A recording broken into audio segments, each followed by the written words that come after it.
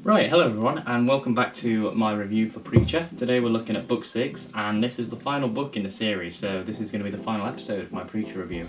I hope so far that everyone's really enjoyed it. I've really enjoyed reviewing it, and yeah, we're looking at the final book today. As usual, as with the last few episodes, I'm going to be just talking about spoilers, so spoiler warning going forward. I mean, if you're watching this episode, you probably knew that already. So, let's get into it. This is Preacher, Book 6, written by Garth Ennis, drawn by Steve Dillon.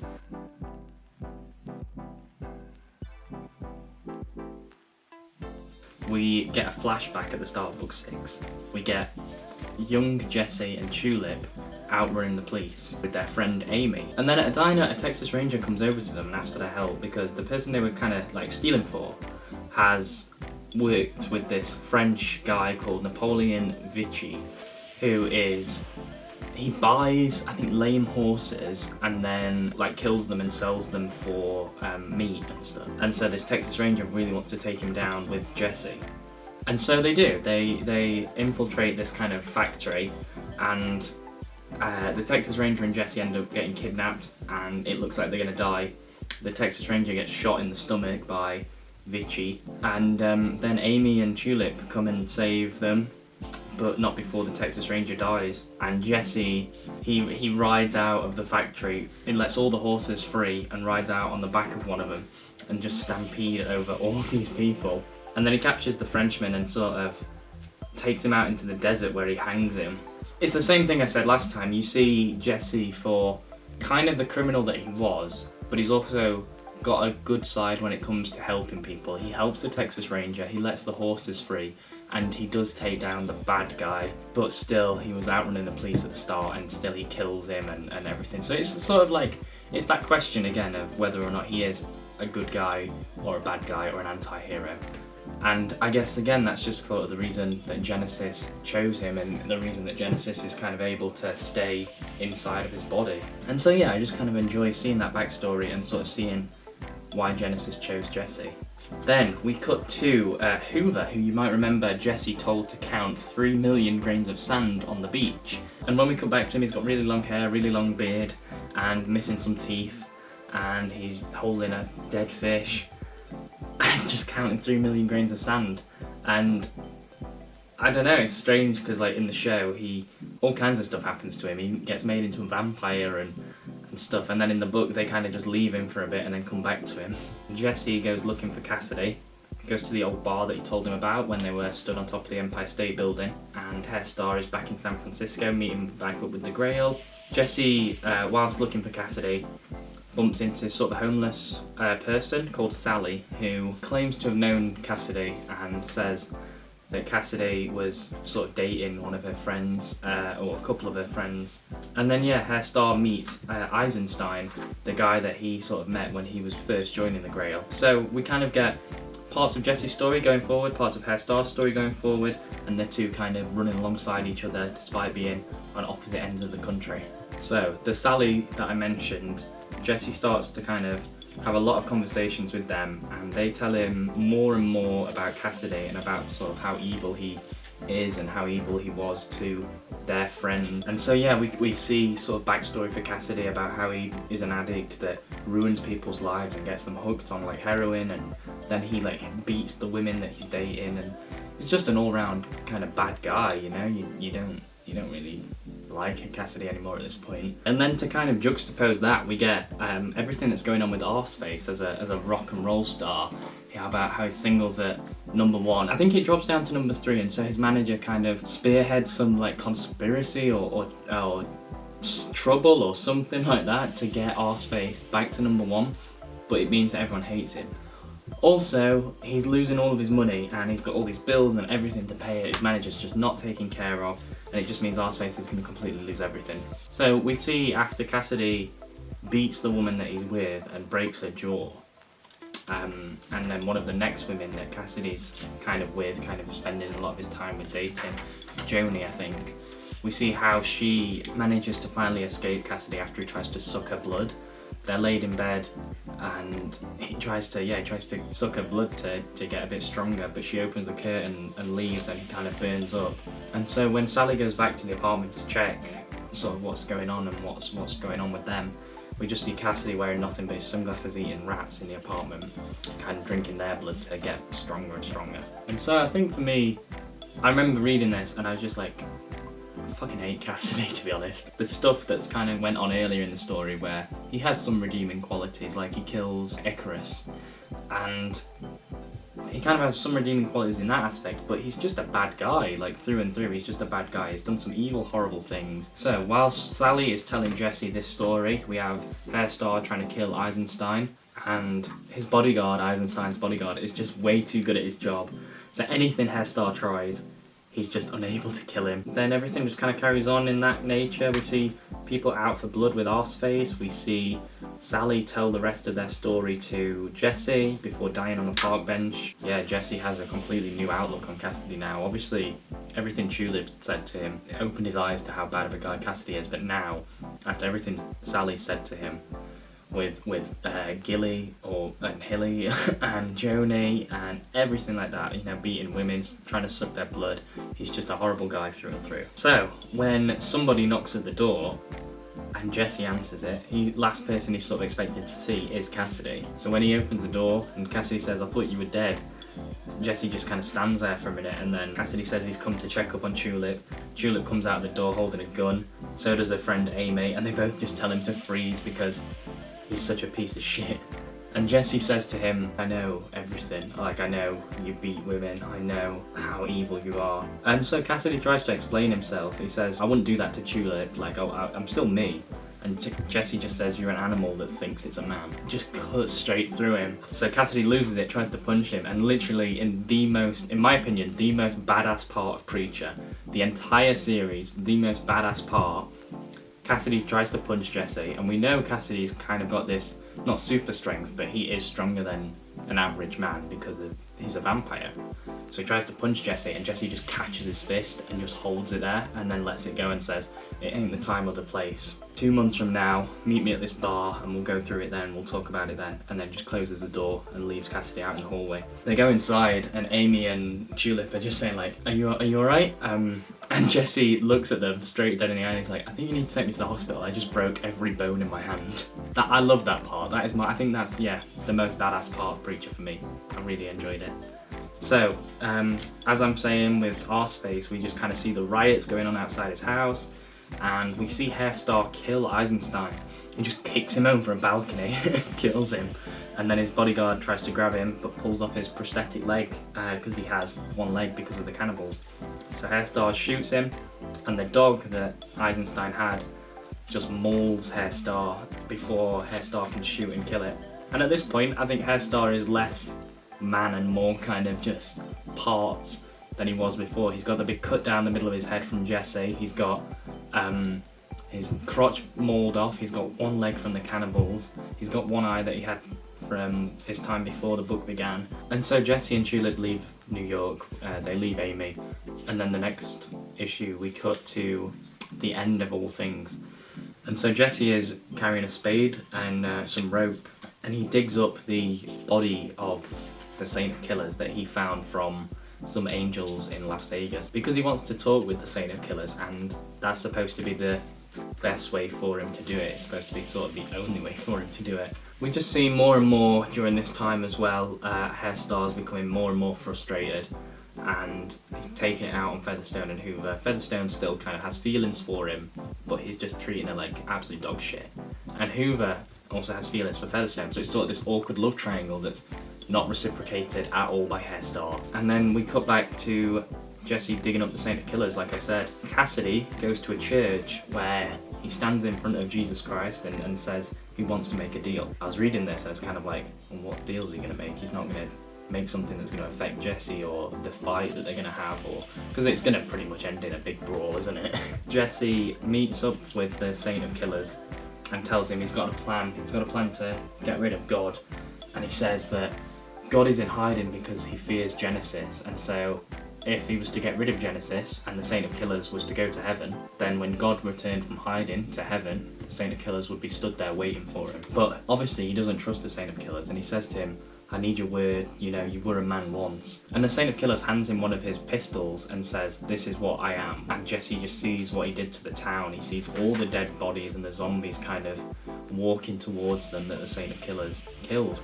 And one of them walks through Jesse and he's just, I mean, he sees the Saint of Killers for what he is, but he uses that to his advantage, and he kind of convinces the Saint of Killers to go along with his plan and says, I know you're pissed off at God for what he did to your family, for letting your wife and your daughter die, for keeping you delayed, for killing you only to bring you back as this like hate-fueled monster. And obviously Jesse's kind of been wronged by God because he sees God as like this supposed to be all-loving, all benevolent being, but he just has creations to kind of mess about with them. Okay, and then the next sort of big thing of note is Jesse and Tulip are just sort of getting ready for this meeting with Cassidy, and they're walking down the street, and who do they bump into but Hoover, who pulls a gun on them, and he says, I can't believe you after everything you did to me. And Jesse doesn't even remember him at first. He's like, how can you not remember me after what you did to me? Jesse uses Genesis on him and tells him to forget it. It's quite funny, Hoover kind of forgets it, but he also forgets everything else. He kind of becomes this childlike, ignorant person that's so naive to the world.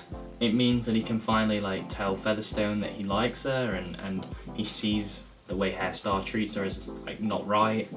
But it also means that Jesse did this horrible thing to this guy, made him count 3 million grains of sand, and doesn't even remember the face of the guy. I mean, this book it's funny, but it has underlying tones that are so dark. When you actually like take a minute to think about it, this guy's just had his memory wiped, and it's funny, and he has like a naive point of view on the world, but it's so sort of dark in a way. So then we follow Arseface again, having lost everything. He goes to the Town of Salvation where he meets Laurie, the one-eyed lady from the last book, from book 5. And he meets Conan Quincannon, who's the brother of Odin, who was a meat factory guy, and gets offered a job to just shovel shit. And I think that's all that he really ever wanted, was just a nice sort of person to love and a nice job. It's not a nice job, but it's just what he wants, you know. He's got a job and he's got a place and a person that loves him.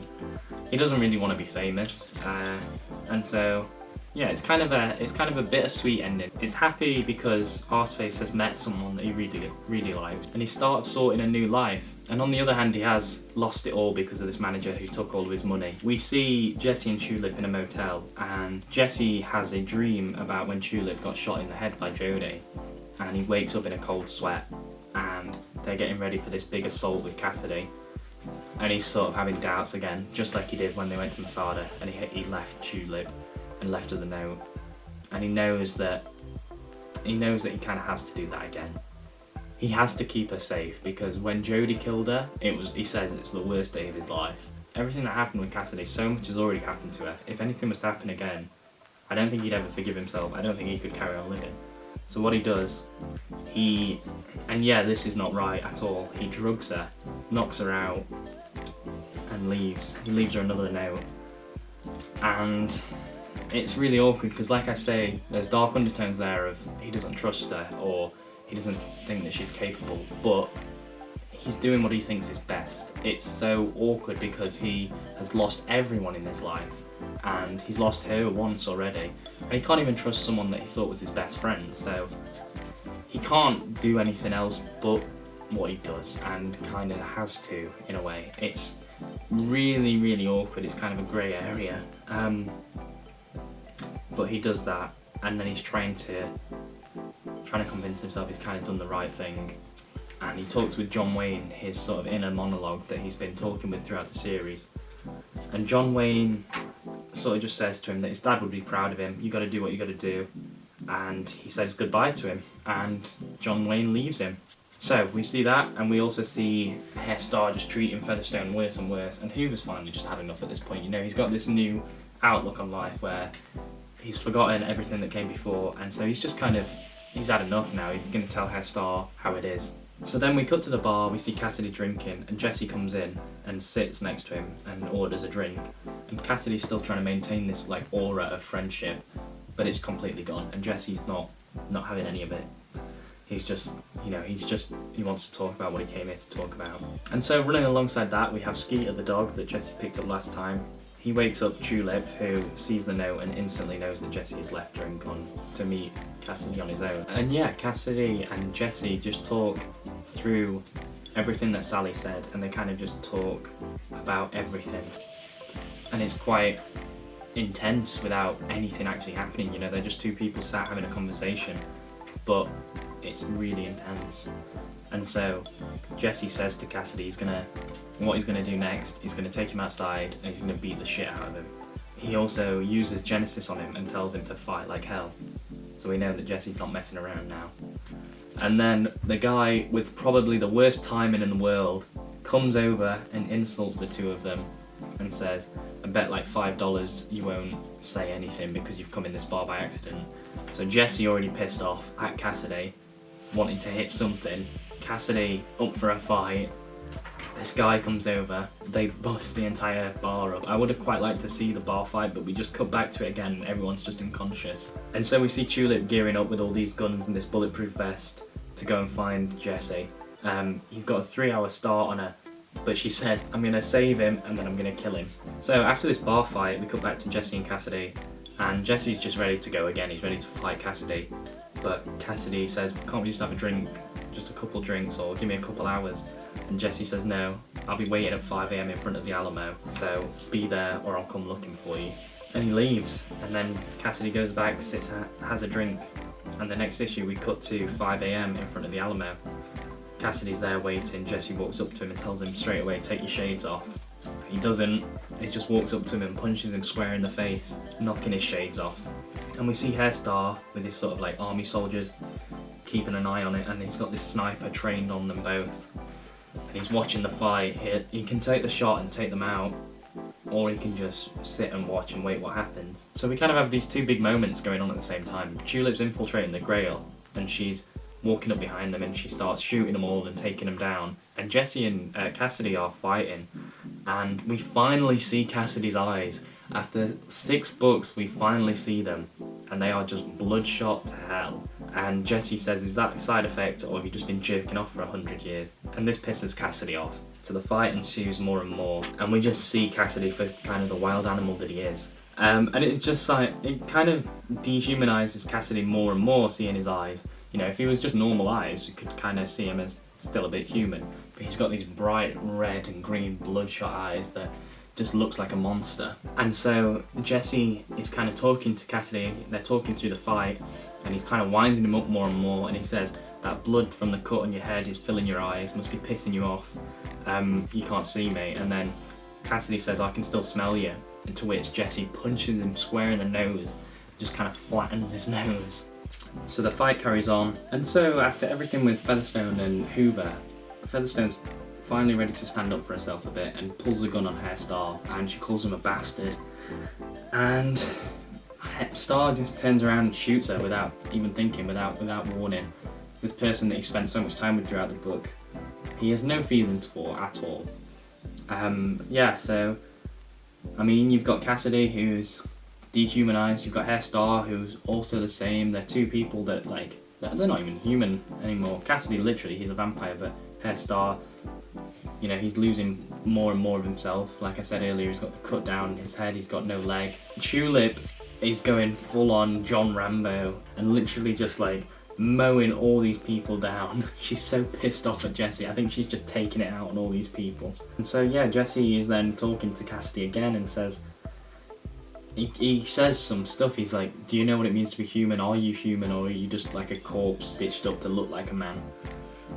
And after this, I mean, Cassidy can't see, doesn't know where Jesse is. He's just swinging, and Jesse finally sort of loses it, finally snaps. I mean, he's all the way through this fight, he's been saying things that are right, he's been saying things to like wind up Cassidy, been saying explains that he's heard, and he finally now loses his temper after Cassidy says, "Who are you to judge me?" Jesse says, I'm just someone that's never beaten a woman," and starts getting more and more pissed off. I think now he kind of lets out his anger for everything that Cassidy did to Tulip and everything that Cassidy did to him. You know, he thought Cassidy was this good guy, so he starts beating him and he says, why did you let me down? And then we also cut back to Hoover makes it outside onto the roof where Hairstar has shot Featherstone and sees that and also pulls a gun on him, and Hairstar also kills Hoover.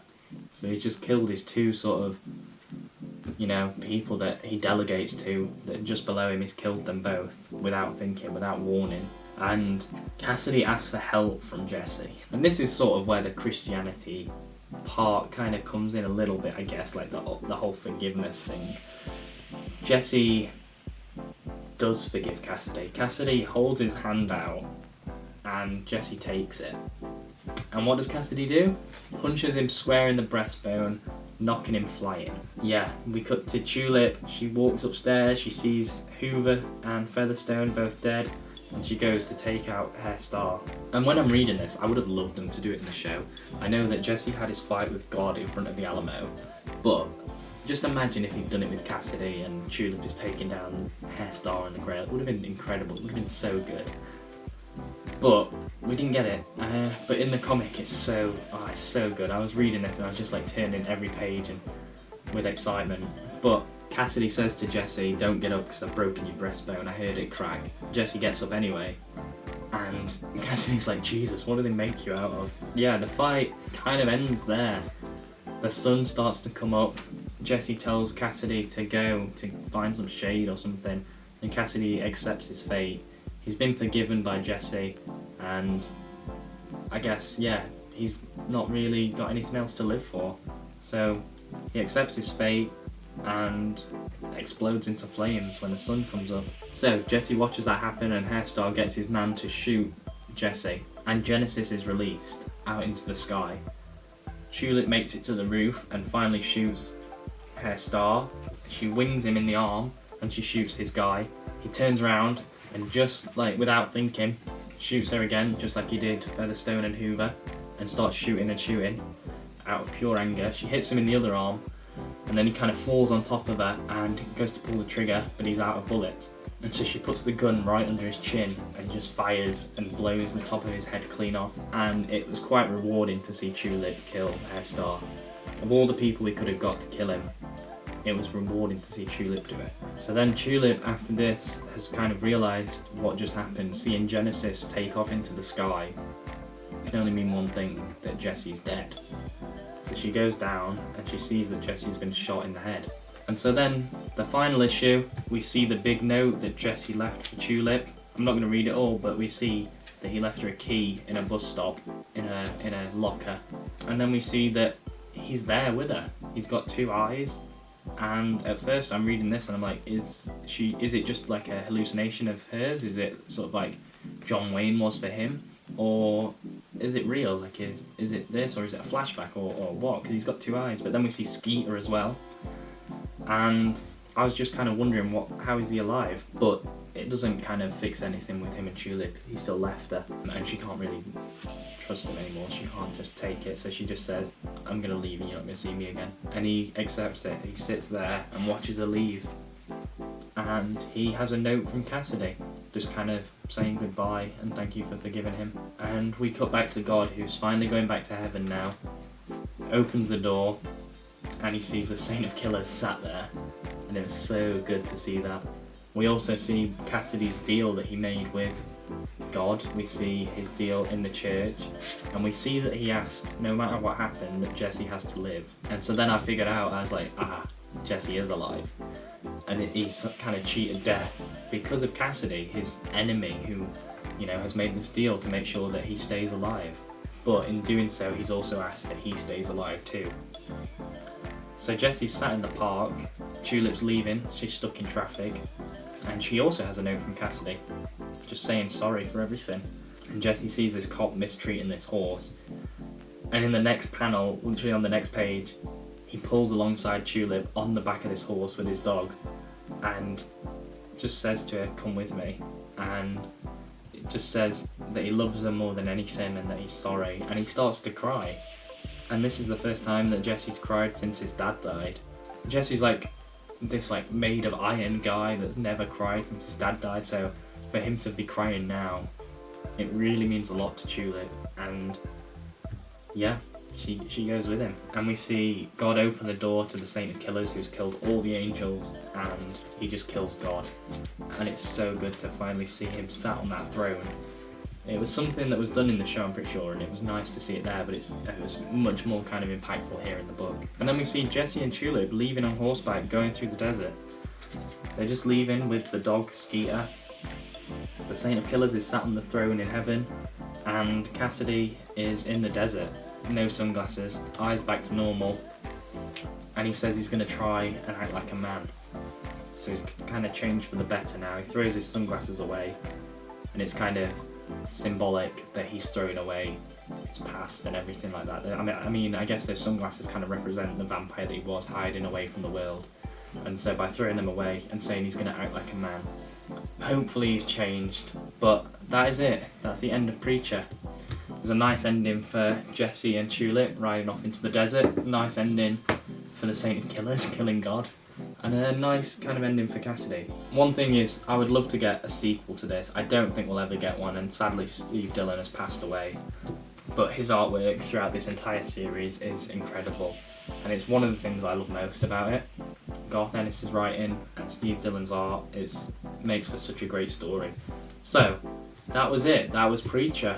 I hope you all enjoyed my review. Hopefully, if anyone's still watching, you've enjoyed me sat rambling about this book. But yeah, it's one of my favourite series, and sort of one of the first big series that I read, and so I'm happy that I did, and I'm happy to have it all in this format. I really would love to get the Absolutes. They look like the big Bibles. They look incredible. And possibly giving it a reread, but for now, that's my review of Preacher. I hope you all enjoyed. If anyone is still watching, thank you so much. Please leave a like down below. Consider subscribing so you don't miss out on my next review. I've also got comic unboxings and a series called Beyond the Page on the channel, where we look at your favourite comic book artists and creators. So, that's it for today. Thank you so much, and I'll see you later. Bye.